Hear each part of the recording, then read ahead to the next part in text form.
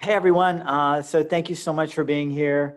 Our guest has just arrived and I'm so glad to have her here in the course, and I know you guys are excited to speak with her about her work and the times that she's been progressing through her career. She's got so many things to share with you. She really is one of the people in the entertainment industry that has maintained a core belief, which I find very inspiring, and I want you guys to certainly take that to heart as you're thinking about the things that you're working on, and as you're pulling your careers together. And some of you guys might be pretty far along on your paths, and others of you may be looking for ideas about what you want to do. That's why I always like to have people coming in from the professions that we're working with. Larisa said yes. She and I have reconnected recently after some time of not talking to each other. And her background in the space of entertainment is pretty impressive.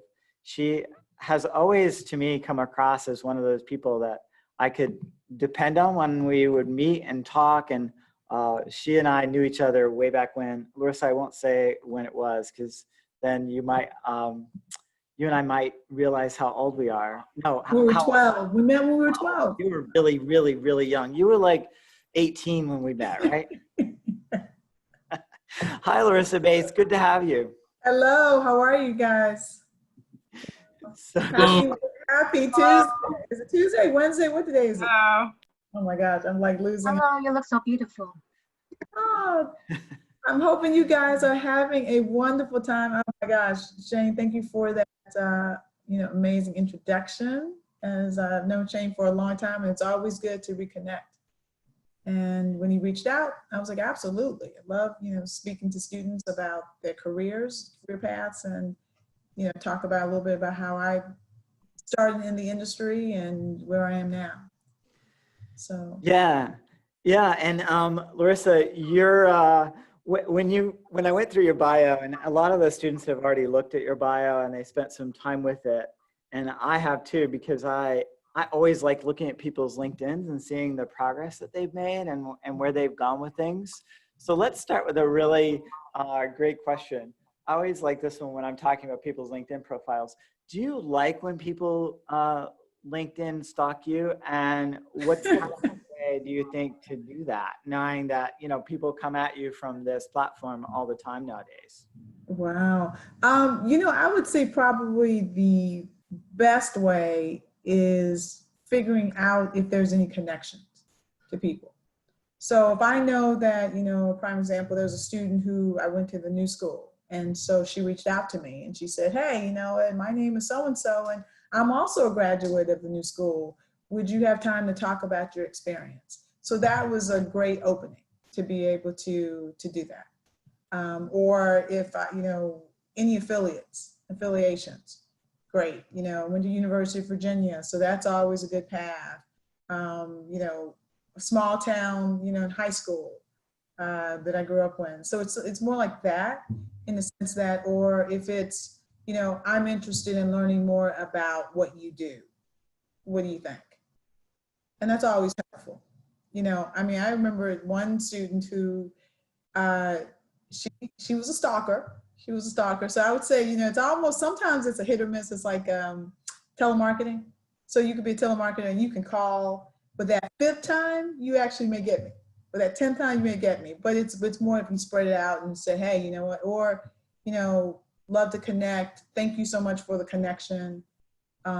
Would love to talk to you if, a few minutes. And it used to be like, hey, could you meet for coffee? And now it's like, can we meet for a Zoom? Or can we actually, can meet that way? So those are usually the fun things. Yeah, and I'll just add one thing there too, because I agree with you. I think, especially back in the day when I was meeting so many more clients and doing a lot more work, kind of in the startup space, and everyone's kind of bombarding me with stuff. Now that I'm in academia, I sort of let myself be available as much as possible, which is a little disarming, I think, because people are expecting there to be all kinds of barriers in place. And so I think starting in the fall, I'm just going to put a bunch of barriers up, because then people seem to see how much more valuable your time is when you do that. Yeah, yeah. Yeah. I mean, being in the entertainment industry, I meet a lot. It's so interesting because I'm always on Instagram. And so if I attend an event, usually 9 times out of 10, they'll find me on IG, which is private. So that means I have to sort of remind, but, like connect the dots. And Mhm. I'm generally more than likely I accept the person. And if there's some type of connection. And then, then sometimes sometimes people will go too far. You'll accept them and then it'll automatically go into the DM. And they're like, hey, can we talk? And sometimes, you have to just be very, very careful. But because I'm in the entertainment business, I'm always looking for new talent as well. So give you guys a prime example. There was a young lady that's an actress and she follows me on Instagram. And so I'm curious, like everybody else is curious. So I'm looking at her post, great post talking about her content, and she shows certain reels or certain pieces of her career. And I was like, wow, she's actually a really good actress. And so my job is to, I buy completed works, I buy content, I license content for the networks, but I also am able to produce content, original content. So one of the things that we're working on now are short films that center around mental health and breast cancer. So we were able to get 4 actresses turned directors to direct. And it happened to be one of the movies. We needed a young woman in her late 20s, early 30s, who was suffering from postpartum. So she just had a baby. And it just happened to be, as we're going through the list and we're saying, I said, hey, we should consider her. And so I literally connected her with, I reached out to her in the DM and said, hey, would you be interested in auditioning?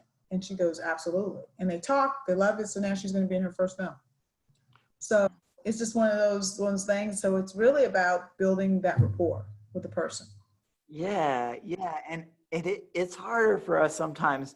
And it's one thing to be hungry, right? But it's also you got to have the right timing. So if you're Yeah. really hungry, but I don't have anything to feed you, right? Like Right. it doesn't matter how hungry you are.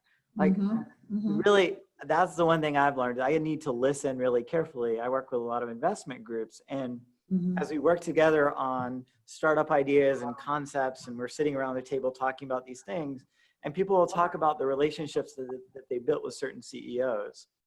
And I feel like there's a very similar synergy between the startup world of investing and the entertainment world and what actually happens there, because it is really about the relationship. It is, and you named it. It's about timing. So it's all about, I tell students all the time, it's doing, preparing, planning, research. I mean, even in my career, my, 20 some years in the business, I'm keen on planning it out, researching, reviewing, learning more. Who are you dealing with? Learn about the company, learn about the people. What are the things that you love to do? Because, a lot of times people will say, oh, I want to work for this company. And you're like, well, what's the culture there? Is it somewhere that you really, really want to work? Can you learn? What's the environment? Do you like the startup feel? Do you like the smaller? Do you want a big company? Do you need more nurturing? Do you need hands off, hands on? So you don't know that until you start to think about what's important to you. Yeah, yeah. So I want to get through some of the questions that I sent over to you, because I know you've been thinking a little bit about those. So you'll have a little bit of time to talk about some of that stuff and put some of that out there for us. So tell us your story of starting out in the entertainment industry. What was that like? Wow. Just a little background. So, I'm actually from a really, really, really small town in Virginia. The name of the town is called Brookneal. And so I always joke, I said I went from Brookneal to Brooklyn, New York, right? So I thought one day I will have that documentary about that. But I always knew that I wanted to be in the entertainment business. I started off as a writer. So even as a young child, I used to make up stories. I used to write stories. So as I can remember, it's always what to do. What I ended up doing, see, people in the waiting room. So I've been always an overachiever to say that, but I knew that one, I wanted to get out of the little small town. So when I went to college, I knew that I wanted to then be able to move to either New York or LA. So New York was easier because I was closer to family. I wasn't, still like a, Southern girls. I didn't want to be too far away from family. So started working in the business, but I sort of jumped around in the very beginning. So I interned at Showtime for 2 summers. Then I went, and after I graduated, I took a freelance job at Showtime for 6 months, working in the marketing department. Then I said, wow, people, and this is what you have to be very careful, because family, friends, whatever, will push you doing something that you might necessarily want to do. So like, you need a real job, you need benefits. And I chose to leave Showtime and go work for Coca-Cola. So I was in marketing and sales. I did that for 3 years and hated it. Loved being able to create, but I was out of my element. I really wanted to go back into the entertainment. So I then decided on the whim to take a job working for a communications company, which is selling newspapers, and stayed there for about 6 months. Hated that more than I hated Coca-Cola. But at least with Coca-Cola, it was the brand, and that's what they hounded in you. There was the brand. But I learned such great skills, and I even to this day, I still use a lot of those skill sets that's there. And I'll share with you a couple of those. But so I left there. I then worked for the Parks Department, New York City Parks Department, writing contracts. So, and it was the craziest contracts. It was, oh, you need someone that's going to cut down the trees, right? Or trim the trees. Well, that was a vendor that you had to put you had to put out a RFP. So that you would have that. And that's basically, you put it out there, whoever is in that business, they will come back with a bid.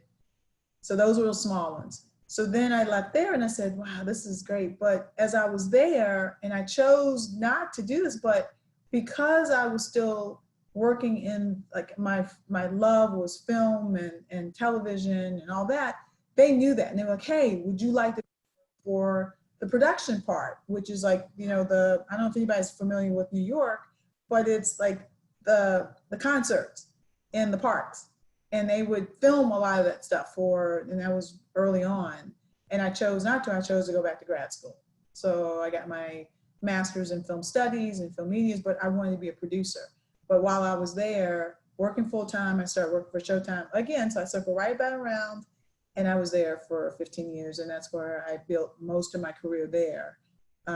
Being an analyst, researching, that's why I'm like such a really important, really push for research. Competitive markets, I started scheduling, I started creating what the video on demand, which you guys see now, that was way back when we first started that at Showtime.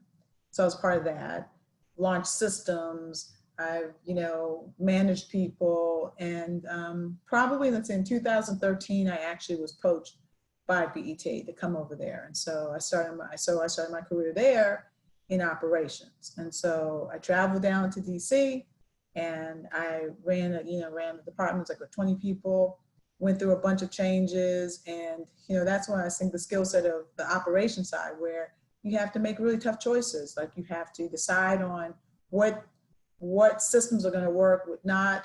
We decided at one point, my boss at the time saying I want everybody in New York. So we had to go through, we had to figure out who we're going to keep, we asked who wanted to come to New York.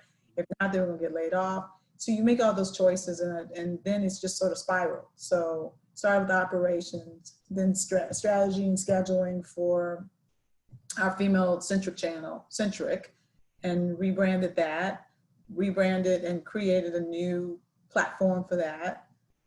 Then I started taking over the multi-platform team where we do scheduling and strategy. Then I now do acquisitions, which is licensing. And in the last 3 years, I've actually produced about 30 movies. So I want to jump in right here, because this is really, what you outlined was like not a straight line. No. It's not at all. Like, you're like, okay, I got this yes. So now let me, is this a yes I want to agree with? And go down that path and then see where it took you. Yeah. I think it's interesting that as people who've had longer careers, we realize that's how it is. Yes.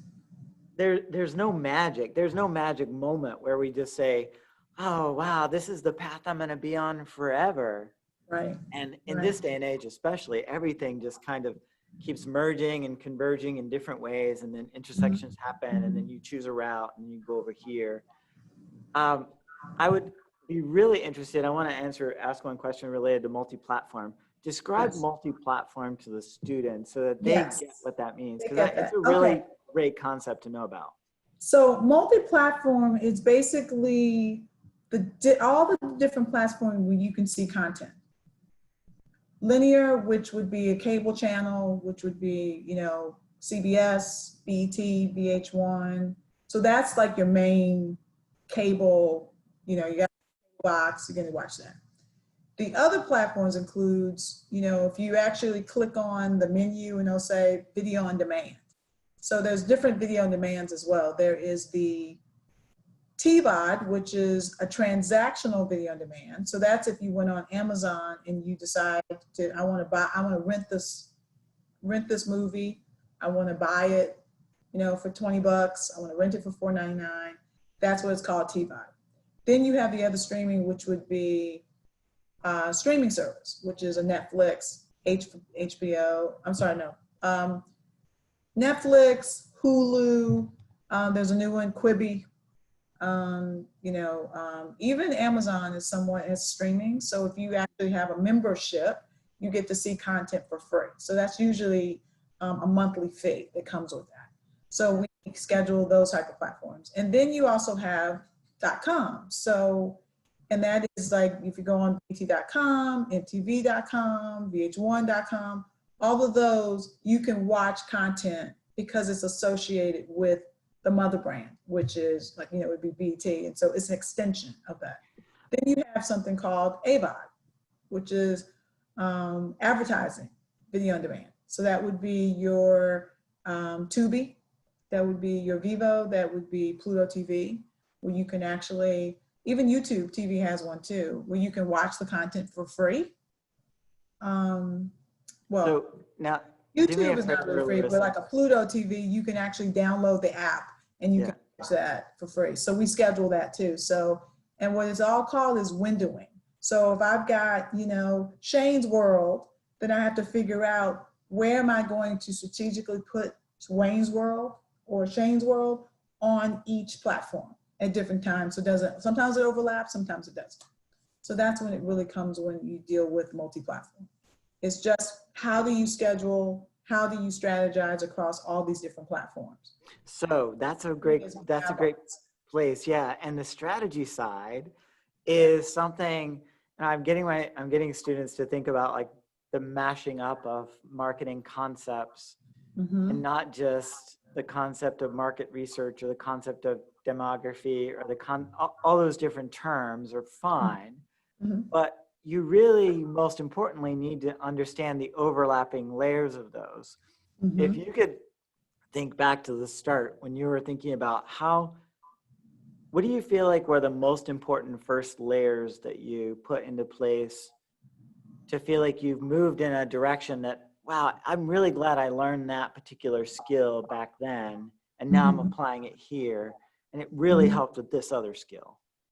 It really depends on what you want as a leader. Like I've always had that leadership mindset, even from middle school, high school, where I was, in all of the organizations where you learn those skills then. And you have to, like, president of the student council, president, I was the captain of the cheerleading squad. So you have those type of, those elements that build in, if that's what you want to do. And what I found is that, okay, I spent a lot of time thinking, what makes a good leader? Well, a lot of times it boils down to three things. What is your verbal skills? What is your communication skills? And what is your written skills sets?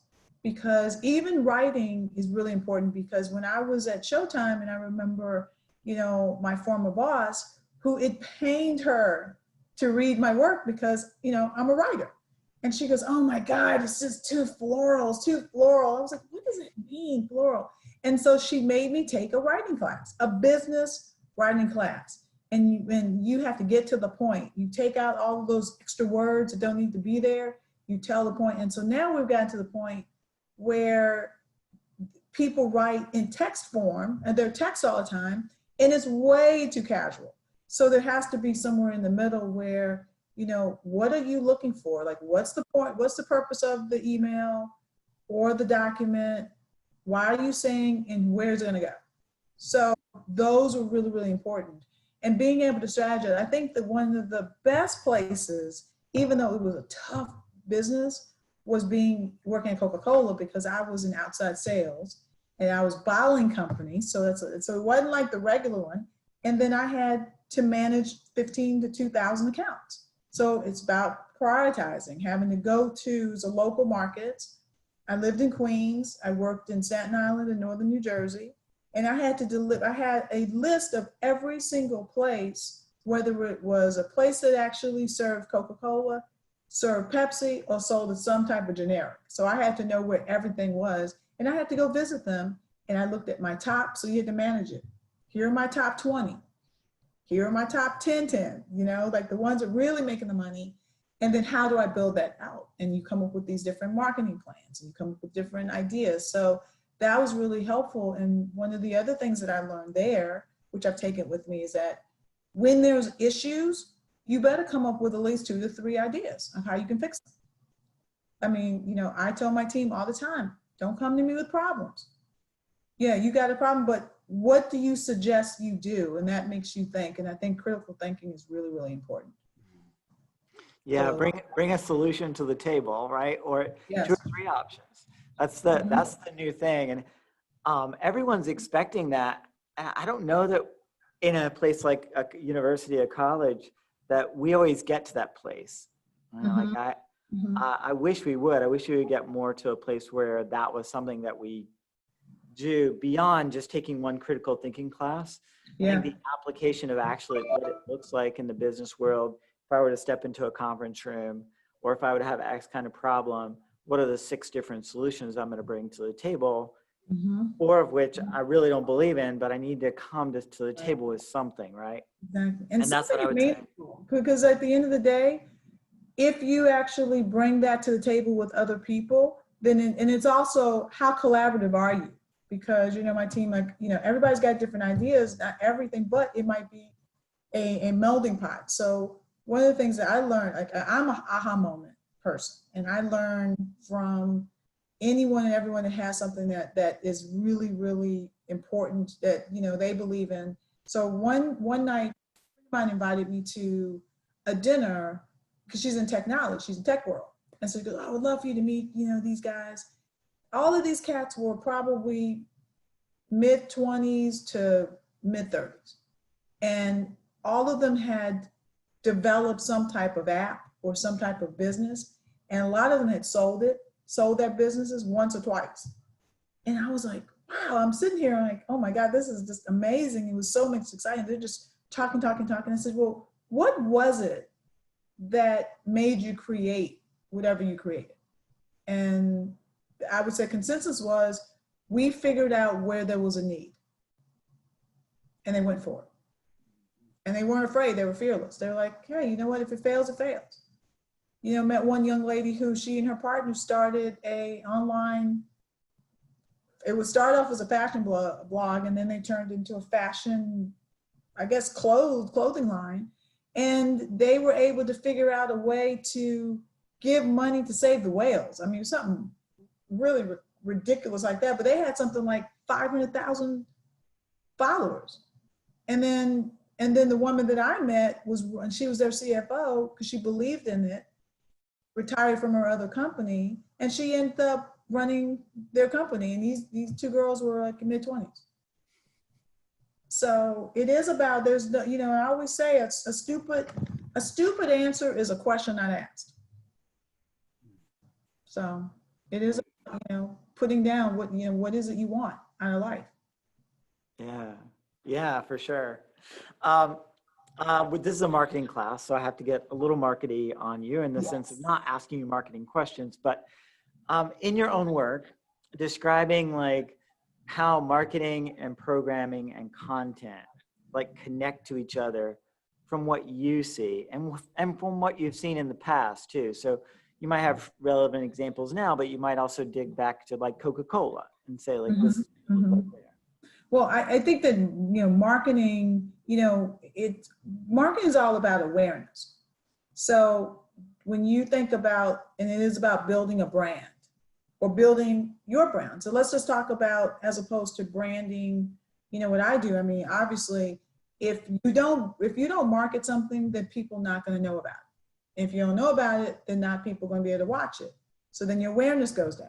So it is a correlation between, great content and then marketing it to the right people so that more people, your viewers or people, will be able to see whatever that is. And now there's so many ways. I mean, and Shane, when we were growing up, there was not a whole lot of ways that you can market something. Either you're going to do print or television, maybe radio. Yeah, radio was pretty a big thing. Yes. Well, if there's anything that's remotely interested, it is like, it will take off like, fire. Yeah. All of the social media. The joke is that, like if anything, especially if people, like I call them, I love these young people because they're sleuths. Like if they're like, they'll say, have at it. They'll say, they'll like Black Twitter, find this person just did something that was really bad. 20 minutes later, here's the person's face, here's their name, this is where they work, this is what they did. And it is like, it's amazing. So it's incredible how the power of media actually get the word out, because that's really what it's about. So you can either spend millions of dollars or you can build up your followers and being able to, and that's why it's multiple places that you actually market to. Do you talk to the marketing folks at BAT directly? Yes. Yeah. What do you tell them in a meeting? Like, what are some of the things what's some of the language that you use for him? How do you get them to understand what you need? All that kind of stuff. Well, I mean, like one of the things that, our team does, and so, I'm a part of a bigger content strategy team where you've got the schedulers who, they take the content that either I'm acquiring or I acquire or I make, and then I work with original programming and they make content. And so we're all sort of have this bucket of content that they have to figure out where to put it. So then we have these marketing meetings and we say, hey, listen, these are the top priorities for the month. These are the top priorities for the quarter. And they'll come back and they say, okay, well, we'll be able to, with our budgets, we can promote 2 things. And then we might come back and say, oh, that's great, but can we at least have, if you can't do something bigger, and they'll come with a creative brief and their list of things, can we then have something on a smaller level? Because we still have to promote certain things. Give you a prime example, what's happening now is, my team is working on 2 initiatives. One's minorities and mental health, and one is breast cancer awareness. And with our marketing team, we're working with our sales team and with our scheduling team. So, and then my team, we actually, came up with the concept. And one of the bigger concepts, which is a bigger thing. So we figured out, well, what can we really do to like make sure that we rally the troops? And so the one thing that we came to the table with and saying, we want to promote 4 well-known Hollywood Black actresses turned directors who believe in these projects. So now you've got 4 names. We've got, I don't know if anybody on this have heard of Kim Fields. She was Tootie. She was in Facts of Life. So she's been doing this a long time. She's actually living single. So now she's directing. So we've got 4 actresses turned directors. So now they already have a huge following. They've already got a huge brand. So they're promoting from their end. Then we've got, and one of the other things we took in another step, we said it's for BT Her, and it's for women by women. So we have a female producer, we have 5 female writers, we have a female DP, and we have the 4 directors. So now you've got a huge package. So they're like, oh man, we got something to sell. So then in the marketing, we also bring in press relief, like the PR people. So they're putting it out there, letting people know. Then I'm working with the marketing team and they're coming with promos and they're trying to figure out what other steps can they take to help promote this. One of the things we'll probably do is we'll probably do a live IG live so that we can get the women talking about the projects and why they did it and why this is so important in the Black community. Talk about mental health, talk about breast cancer awareness. So that's how we started building it up. And so you get people really excited about it. Like, okay, great. So now, and then sales are saying, hey, we need you guys to push this because we need to sell it so that we can get more advertisers involved. So that's basically of how we've actually been able to get our marketing side. And then at the same time, digital as well. So .com and our sites and our apps are really pushing it too. They create editorials around this as well to help build around it. So. Can't hear you, Shane. Yeah, there's so much to it, and I love to hear all the nuances, because everything in this day and age with so many different channels and so many different pieces of content. I'm in a conference room and I have to move like this every once in a while to keep from it going out. So sorry, I wasn't like freaking out or anything. I just had to do my always do my arm stretches. I love it. Yeah. So when you were layering all those pieces together, now let's talk about the reality of where we are right now. So there's two serious realities going on, two overlapping components. One is the pandemic and the other is Black Lives Matter. Yep. And the pieces of Black Lives Matter are cultural equity and inclusiveness and diversity, but also the cultural aspects of what's going on with police and the way that they treat different cultures. There's just so many layers and pieces involved with what's happening. As a content person, as a person who's thinking about the next, few years and the next few months, or even next year, has any of that changed, and what does that really look like for you?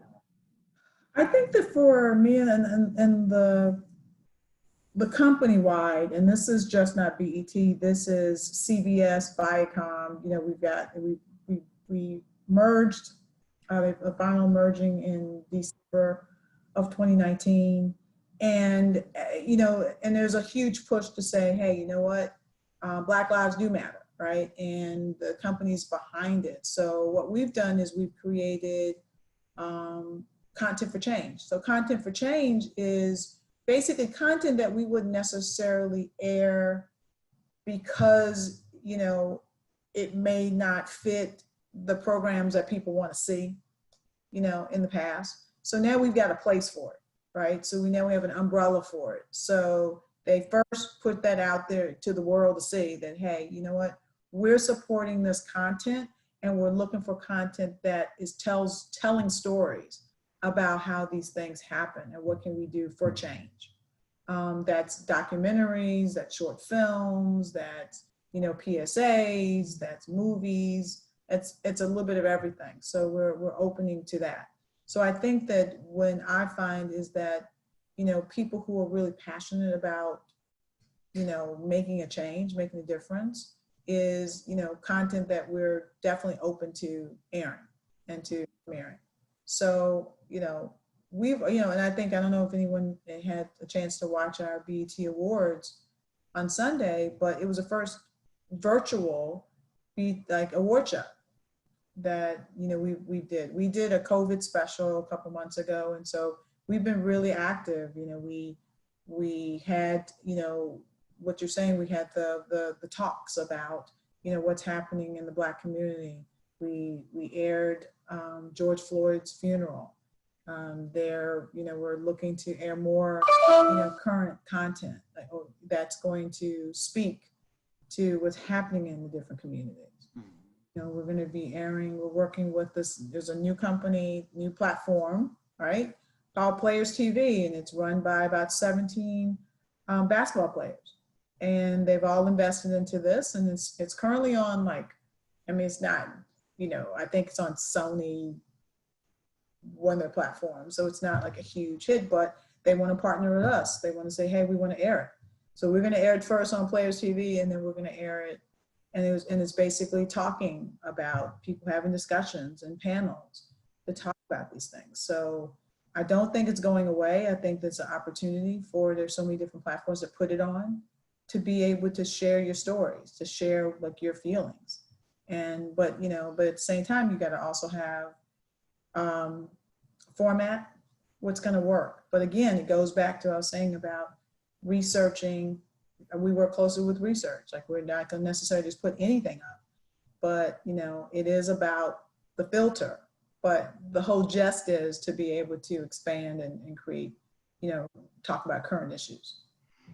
Yeah, I want to give the students a chance to ask you some questions too. They can put them in the chat box if they wanted to put them there. Okay, yeah. If you want me to unmute you, then I'll unmute you to ask a question as well. Just raise your hand there in your little platform. You can see it next to your name. You have an option to raise your hand. So do that, and I'll ask, get the questions out. And in the meantime, while people get their questions ready, because I know people have lots of questions for you. And you know what I'll do? I'll just let folks unmute themselves and ask a question. We'll see this part. Who has our first question? Go ahead. I know you guys have questions. You should be able to unmute yourselves now. Let's see. People had lots of questions before you got here. Oh, yeah. Well, I have a couple. I see a couple in the group chat. Hello, how are you? Hi, Miss Larisa, and hi, Mr. Snipes. I just asked Miss Larisa the question and she answered me. I'm currently doing BA, Business Administration, and I realized that I'm a very good writer. I'm good at writing, and I realized, and I think it's kind of too late for me to change my major. However, I just wanted some advice of how I can go about merging those two together, business, writing. I'm thinking of majoring in English after I leave BMCC. Nice. So I'm kind of a little, just wanted to, if you could help me how to figure that out. I think that, I think the first thing that you're doing is absolutely learning about business, because that is going to be your core. So one of the things that, even though I got my BA in communications, and at the time it was called rhetoric and communications. So it was really about, Socrates and Pluto and, all those wonderful, writers, and that you don't really totally understand.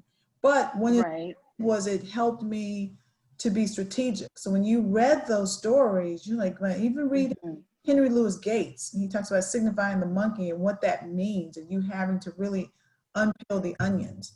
And I think that it's really important that you know the business. And then if you love writing and reading, then depending on what does that mean though? Like, do you want to be in academia? Do you want to be in entertainment? What do you want to do with that? Because you can always build onto that. But to have that core, because you might want to have your own company. So if you have a company, that means you're going to have to write a business plan. That means, and to basically be able to research. But I think that it's great. Like, I think that, I love hearing people want to major in English, because it's one of the English languages is beautiful, but so many people don't know how to write. They don't know how to be able to express themselves. So I think that's really, really important. And, and what are your passions? If you got your master's or got your, degree in writing, what do you want to do with that? Do you want to write a book? Do you want to write articles? Do you want to write blogs? Do you want, do you want to write screenplays? What does that look like to you? Oh, yes, okay, sorry. I was reading. Thinking. So far, So far, I'm at books. Okay. but that's the furthest that I've thought of so far. I'm not sure because English is also pretty wide, you know, and if I like to write, I could go into PR, I could go into Yeah, communication, I could go into absolutely. business, I could be a lawyer, you Yeah, know, yeah, so. yes. Which I think that's really, really important. So you have to decide what really like excites you. You know, like Right. I've always been a writer, right? So I've written 2 books, I've written screenplays, I've written series. So I've written all those, but I'm also very much I'm an executive. So the writing is what I'm passionate about, and but I love what I do. I love helping people. I love creating content. So I've been able to put the two together. So I always said that when I retire from the executive side, the corporate side, then I have something to fall back on. That's writing books, that's writing screenplays. So, but that also comes with me actually, I have screened lots and lots and lots of movies, of series, of short film content. So I know what works and what doesn't work. And it's all really good too, right? All of it. All of it. Fantastic. It was all great. Yeah. So you learn quickly, but it takes a while, but that's just, it's just, and I encourage you guys Shane, what's the book with Malcolm Gladwell? Oh, Tipping Point. No, the other one. He talks about 1,000 hours. Oh yeah, I don't know. Is it Blink? Is it Blink? Yes. Yes. That's the one I encourage everybody to read that book, because that really changed. Remember to you about the aha moments, is he talks about the fact that you need 10,000 hours of something before you can become an expert. And so I think that's really, really important. And so that's when You've got so many questions here. I know, I'm sorry. Okay, let's All right, go. so let me get through as many as I can. Can you name key strategies to deploy to increase ratings? Wow. Okay. So I think increasing ratings is making sure that we work closely with our research team to find out what works and what doesn't work. What do our viewers want to watch? What do they don't want to watch? We work with scheduling teams. They'll take that information. They'll say, hey, you know what? We're going to stay away from Tuesday nights because that's the biggest competition. We don't want that. What's the night that's actually going to give us the most eyeballs? Okay, that might be Sunday night, that might be Saturday night, that might be Monday night. So it all is that. And then, pepper that with, we need to get the information out there to our viewers. So all of those things. And plus, you got to have great content and you got to build your brand. So when I told you about, it's not just about content, but it's also about building that brand and let people know, hey, you know what? Let me come back. BET is not, the culture is not canceled. You got to come back if that, because a lot of people have outgrown BET, right? So I grew up on it. And so now you got the younger kids who are like, I don't know. So if you have content, and I always look back to the movie with Field of Dreams with Kevin Costner. And he says, and there's always the joke, it says, if you build it, they will come. If you build a great pipeline of good content or great content, they will come. They will come back to you and they'll find it. Yeah. And now we live in a time actually when that can happen, because with social media and the right people liking it and sharing it, it's like, pow, it can happen quite quickly. Mm-hmm. Pick 1 or 2 skills that significantly helped you in this industry, particularly. Ooh, wow, man. I would say I'm a great communicator. I'm a great negotiator. I call myself I'm a fixer. So if there's something that is not quite right, I'm going to do my damnedest to figure out how to figure it out and make it work. And so I think that once you do that, you have the reputation of, I know I can come to you to get the answer. I believe that, you have to, even though you can be tough, it is about, my father always said there's 2 things you have in this world. You have your credit and you have your word. So I live by that. I'm one of those people, if you ask me something, I'm gonna always tell you the truth, but I'm also gonna answer you. I'm gonna reply back to you. I mean, i.e. when Shane said, hey, we wanna teach a class, or meet the students, absolutely. It takes 2 seconds to be kind to somebody, to be nice. I mean, a lot of times, it can be tough because you can be overwhelming, but I've always had an open door policy. And I'm gonna be your so I guess the best thing is I can be your biggest supporter or probably your biggest enemy. So it all depends on where you want to fit into the world. But I do believe that, having those qualities really help. And I think that just being humbled by my upbringing and realize that, hey, you know what? Everybody's got something to offer. I believe in giving people chances to succeed. But I think that the other piece is just being able to be strategic in whatever I do and be deliberate in what you do. Yeah. Tell me a couple of the best ways that you do research right now. If you were to think about, okay, this is kind of my process for doing research, what does that really look like? So with research, let's say someone comes to me and they say, hey, you know what? We want to build out this new initiative. So we'll use mental health. So this is the first year that we've actually done mental health.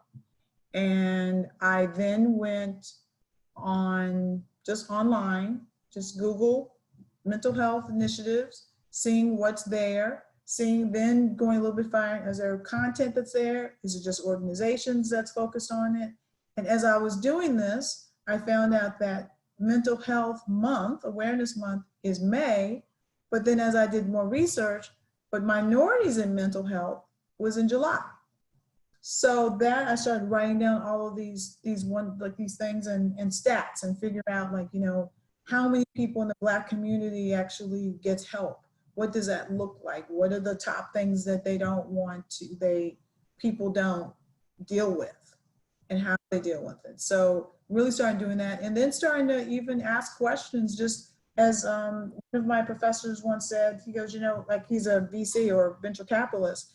And he says that when you come up with an idea, you got to test it out.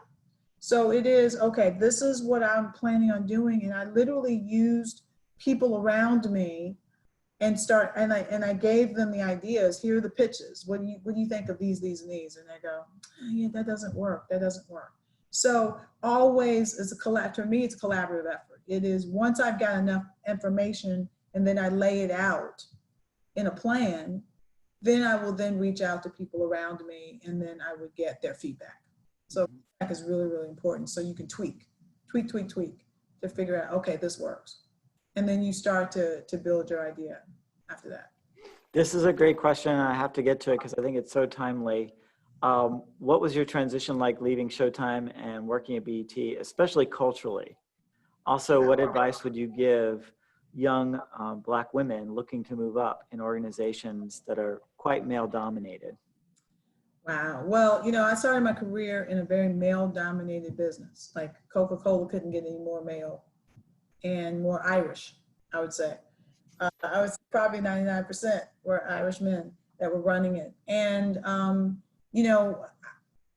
that's a really interesting question because I grew up, I was just talking to someone earlier about how my career, it made me stronger. Like when I think that now when you talk about the Me Too movement, it was nothing but a thing back then. The number of times, at 22 years old, going into a restaurant, the first thing you do is the owner is asking you, well, when can I take you away? I'm sorry, you're going to take your 4 kids and your wife with me too. But it taught me that, I can still be me. I can still be a woman, but I also have to not be afraid to say no and to really push that. So I think that I've always been one where, I speak up. I'm very, diligent about it. I have, everything I do, I can back it up. And I think that's really, really important. You can't go in there whining and saying, well, why not me? Why can't I get promoted? You have to be like, okay, listen, these are the things that I've been doing. What now can I do that's going to put me in a better position to get promoted. And I always ask my bosses, every boss that I've had, what else can I do? What do you think that I'm lacking? What classes do you think? So I would even do as far as taking classes, looking at programs that was actually going to help me be more competitive in that. And then I would go and say, hey, you know what? I'm interested in taking this, this, and this. I'm interested in taking on more responsibility. What do you think of this? Because you want to disarm the person, but you also want them to know that you're serious about your career and that you want to move forward. So, you know, I tell you, it's funny because before I took the job at BET, I had been at Showtime probably for about 7 years. And then I got a call to interview for another position at BET. I didn't get that one. That was 4 years before. I was like, oh my gosh, I can't believe I didn't get this job. But it was fine because I doubled down when I went back and said, hey, you know what? It's not my time. And I literally started to look through all the recommendations, like all of the responsibilities of the job. And I said, okay, what is it I don't have? What is it that I can now figure out to make sure that I include that on the next go around? So you can look at like if you look at your dream job and you say, okay, I want these things. Do I have those objectives met? And you that. And so by the time I got around 4 years later, I had already, all those pieces that I was missing, I now had them on the checklist. I'd actually checked them off. So when I went in, I remember the one thing that was really funny because the woman who hired me, she's like, listen, you're coming from the premium. And so premium just means that it's a subscription-based network versus an ad sales base. So, and she said, you know, how do I know that you can transition between the two? Because one is going to be stressful because you got to hit those numbers so you can, you know, those ratings so you can get those numbers. And I said, listen, money is money. So I don't care if I have to hit the number of subscribers or if I have to hit the ad sales. I said, this is how I would lay it out. And we spent 4 hours, I had a 4-hour interview with this woman the same night. And then by the time I left, she's giving me a hug saying, please take the job. So it was really about disarming them and really being comfortable and confident in your skill sets, because that's the biggest thing. How confident are you? Do you think you can do the job? Because I think that, you know, when it comes for women versus men, and I always, you know, tell this joke, and it's very, very true, is that women will see a job description and they'll say, oh my God, I've got 95%. I don't have that 5%. I can't apply for it. Men will look at it and say, hell, I got 25%. I'm good. And I'm going to apply for it. And very, very confident and get it. So I think that that's one thing. You have to have that vote of confidence, and you've got to see what skills you are missing and how you can go about making sure that you get those skill sets. That's so helpful. So helpful. Larisa, I want to respect your time tonight. There's a lot more questions in there, and I'll email those over to you. Yes. And then what we can do is there are a bunch of questions about Harvard. Everyone, of course, wants to know about Harvard. Like, what's Harvard? Man, Harvard was fun. So Harvard was this program. So interesting enough, it's Harvard is, I guess, you know, it's probably more of a continuing education program. And so there's a program in Harvard for everything, right? There might be sports, there might be, you know, marketing, there might be whatever. And the one that I was in was actually geared to people who are in the entertainment and media industry. And it hit across the board. There was probably about, I would say probably 100 of us in this course. And it was an intense program for 7 days where we all stayed. They have all these business dorms and we all stayed in the dorms and we all were broken out into groups. And it was very much like the MBA program where we actually had to read all of these long ass case studies. And we then had we probably had, like, I think it was something like 4 a day. So 2 in the morning and 2 in the afternoon where we talked about it. We had to answer all of these questions. And then we would go into the classroom and we would meet with the professor and he would give his 2 cents or she would give her 2 cents. And then all these questions, and we had discussions about everything One was, and it was wonderful because it was about how's this company being able to sell. Then they talked about Warren Buffett and what he talks about when he talks about the stock market. Then he talked about, we had one with Beyonce. So when Beyonce dropped her, it must have been her Lemonade album, I knew about it, and she just dropped it. And they talked about her commitment to her craft and deciding to do this without having someone to stop her. The cock blockers, I was saying, the bottleneckers. So we were able to do that. It was just such an amazing experience because I think that it showed you what you're working with, like what other leaders are, what they're doing. Like you had people who, myself, I was a acquisitions person, executive. You had someone who was running a sales team. You had someone who was head of marketing, who, and a lot of times they were, and I call it, we're middle management, right? We're in the directors, senior directors, VPs, SVPs. And that was the group of people that we all end up, meeting and connecting with. And the great thing is that I was able to connect with people I never met through Viacom. So then we become friends. And so we talk about the different layers. One was an attorney. One's he's at Nickelodeon. He basically handles all of he's a part of the team that they actually go out and build all the resorts at Nickelodeon. Mm-hmm. So it was just, it was amazing. So, but you have to apply, you have to get accepted. And, and it's not that, it's not that many people that can do that, but that to me was like, it was really a great experience and great. And it really did, and, it honed my leadership skills, I should say, by attending that, because you get to see how other people, how they respond. And I'm very much into, I'm in tune. Like I would say that I have the power of discernment. I know people who are really down with the program to really learn and want to know more, and then the people who want to slide by. So, I don't do well with slackers. Yeah. Larisa, what a pleasure to have you tonight. You're an inspiration, and I'd love for you to kind of end on a wide open question for you would be, as a group of students who are starting out in their college career, yeah. They see the world before them, and they hear from people like you who are in an amazing industry that does incredible things at a time and a place where Black issues really matter. Mm-hmm. I'd love to hear some final words for you, just to kind of leave the students with something to think about.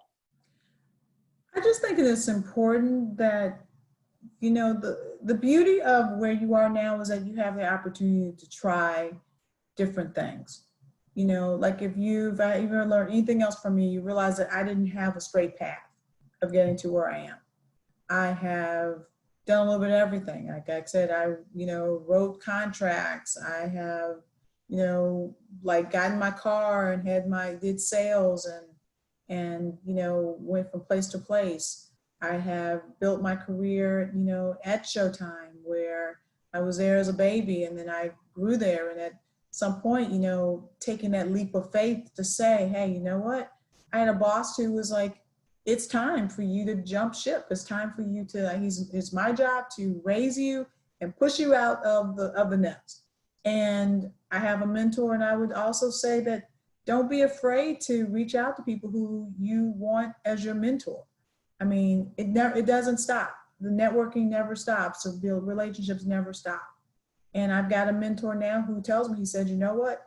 I need for you, whenever you feel uncomfortable, that's when it's time for a change. And I think that it's really, really important. Don't be afraid. You have to be fearless. You have to say, hey, you know what? It's okay to make mistakes, because you don't know until you know. I mean, you're talking about, I've got 25 years in the business, and that's been a lot of growing pains, but I've learned so much, and I continue to learn from people. And you just have to ask questions, and you have to be open, and don't be so rigid to say it's this way or the highway, because you'll be surprised of where, when people, sometimes they say the road less traveled, is what you might want to do. And you have to decide, do you want to be a leader? If you do, what does that look like for you? Only person can answer that's for you. So.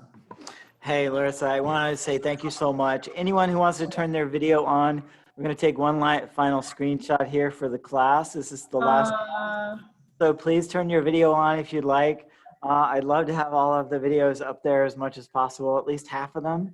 So jump right in with us right now, and it will be great to catch this moment. I'm going to do a quick snip here in just a second and do it. And feel free to do that yourselves and catch this too. It looks like all the videos are starting to still come up. I may have a couple more popping in. Everyone up? Everyone have their video that wants to put it up there? All right, everybody. So here we go. Everybody give a big smile. All right, just 1 second. Give a big smile. All right, awesome. That's great. Thank you guys so much. Your time and energy this semester has been exceptional. I know it's summertime and I know it's hard, and this is a 6-week class and we only really had 5.5. So you guys worked really hard through this. Nice. Finish the week out great and complete all the rest of the assignments. Big round of applause to Larisa. Thanks so much. Nice to meet you guys. Giving you some applause in the screen there with my little reactions. Thank you guys. I appreciate you. And I'll forward any questions over that we didn't get to. And then I'll post those back on Slack, guys, in the group. All right. All right. Thanks again, Larissa. Have a good one.